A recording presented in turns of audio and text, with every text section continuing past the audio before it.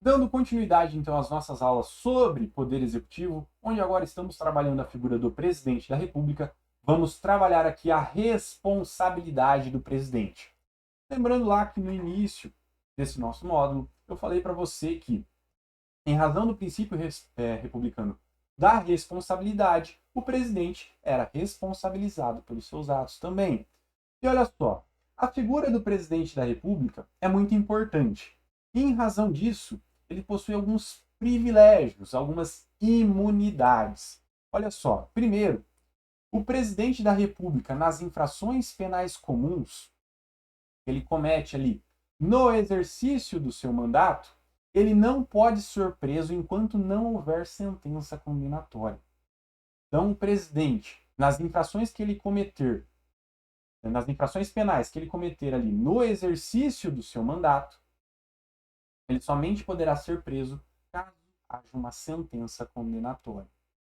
Agora, temos também a irresponsabilidade penal relativa temporária do presidente da República. O que significa isso? Que o presidente ele não pode ser preso pelos atos que ele praticar que não estiverem em correlação com a figura do exercício ali da sua função, ou seja, não tenha relação com a figura do presidente da República enquanto estiver ali no exercício da sua função de presidente. Vamos lá, para diferenciar aqui. Imagine que o presidente ele está ali em uma mesa de bar com a sua esposa, tomando uma cachaçinha com seus amigos ali, e chega alguma pessoa e começa ali a falar alguma coisa da esposa dele. Ele se irrita, vai lá, começa a bater no cara, empurra a pessoa contra o meio-fio, a pessoa bate a cabeça e acaba falecendo. Um crime. Como o presidente, a figura, né, a pessoa ali que exerce também o cargo de presidente, ele não estava exercendo a função de presidente da República naquele momento, ele não poderá ser preso e esse crime, quanto a esse crime, não correrá a prescrição e após o tempo de mandato do presidente, aí sim que ele será processado e julgado por essa infração, certo? Agora, caso do presidente investido na figura de presidente da República, ou seja, exercendo o papel de presidente da República, então ele está lá em uma viagem onde ele está como oficial, como representante do governo da União. E nessa situação ele comete um crime. Aí, neste caso, o Supremo Tribunal Federal vai julgar o presidente e, havendo ali a sentença condenatória, o presidente poderá ser preso. Então perceba, são duas situações diferentes. Uma, o presidente comete um crime enquanto exercendo o papel de presidente da República, e outra, a pessoa que exerce o cargo de presidente da República comete um crime, mas enquanto não está revestido da figura de presidente da República, ou seja, ele não está exercendo a sua função. São duas situações diferentes, certo? Olha só o que diz aqui o artigo 86 da Constituição Federal. Enquanto não sobrevier sentença condenatória nas infrações comuns, o presidente da República não estará sujeito à prisão. Parágrafo 4º. O presidente da República, na vigência de seu mandato, não pode ser responsabilizado por atos estranhos ao exercício de suas funções. Mas aqui tem uma observação interessante. Em razão dessa vedação aqui, que o presidente somente pode ser preso após a sentença, após a condenação, então o presidente ele não pode ter a prisão preventiva, ele não pode ser preso ali temporariamente, e ele também não pode ser preso em flagrante, tá certo? Então, por isso, a vedação à prisão cautelar.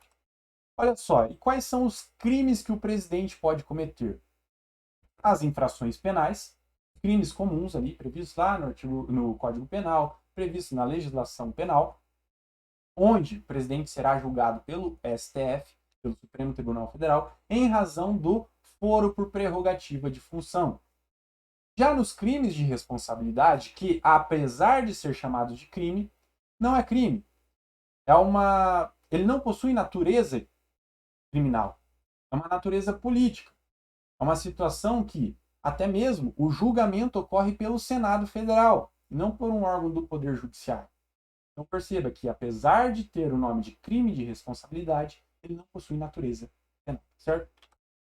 Olha só, acontece que, tanto nas infrações penais aqui, que o presidente será julgado lá pelo Supremo Tribunal Federal, quanto nos crimes de responsabilidade, que o presidente será julgado pelo Senado Federal, é necessário que nós chamamos de juízo de admissibilidade pela Câmara dos Deputados.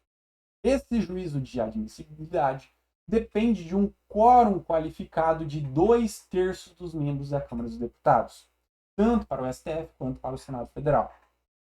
Cabe destacar aqui também que, para que ocorra esse juízo de admissibilidade lá na Câmara dos Deputados, é necessária a decisão do presidente da Câmara, que vai colocar ali em votação, tá certo? Se o presidente da Câmara não colocar, se ele arquivar o processo, nada acontece. Além do juízo de admissibilidade, que é realizado pela Câmara dos Deputados, nos casos de crime de responsabilidade, onde o presidente é julgado pelo Senado Federal, existe também o juízo de instauração realizado pelo Senado Federal. Isso aqui é entendimento do STF, tá certo? E o quórum desse juízo de instauração realizado pelo Senado Federal é de maioria simples dos membros, certo? Olha só, tanto nas infrações penais comuns, onde o presidente é julgado lá pelo STF, quanto nos crimes de responsabilidade, que é julgado pelo Senado, ocorre a suspensão do exercício da função de presidente da República pelo período de 180 dias. E esse período de 180 dias é contado nas infrações penais comuns, desde que recebida a denúncia ou a queixa-crime pelo STF. Já nos crimes de responsabilidade, após a instauração do processo pelo Senado Federal. Agora, se decorrido esse período de 180 dias e o processo ainda não esteja findado, não tenha finalizado esse processo, o presidente retorna ao exercício das suas funções e o processo continua até ali chegar ao seu fim. Olha só o que diz o artigo 86 da Constituição. Admitida a acusação contra o presidente da República por 2/3 da Câmara dos Deputados, será ele submetido a julgamento perante o Supremo Tribunal Federal, nas infrações penais comuns, ou perante o Senado Federal, nos crimes de responsabilidade. Parágrafo 1º. O presidente ficará suspenso de suas funções. Inciso 1. Nas infrações penais comuns, se recebida denúncia ou queixa-crime pelo Supremo Tribunal Federal. 2. Nos crimes de responsabilidade, após a instauração do processo pelo Senado Federal. Parágrafo 2º. Se, decorrido o prazo de 180 dias, o julgamento não estiver concluído, cessará o afastamento do presidente, sem prejuízo do regular prosseguimento do processo. Certo? Vamos lá. Os crimes comuns, as infrações penais, o presidente pratica, estão previstos lá no Código Penal, na legislação penal. E os crimes de responsabilidade? Eles estão previstos aqui no artigo 85 da Constituição Federal de uma maneira mais genérica e possui a lei especial, que é a Lei 1079, ali que disciplina sobre o assunto. E quais são esses crimes? Olha só.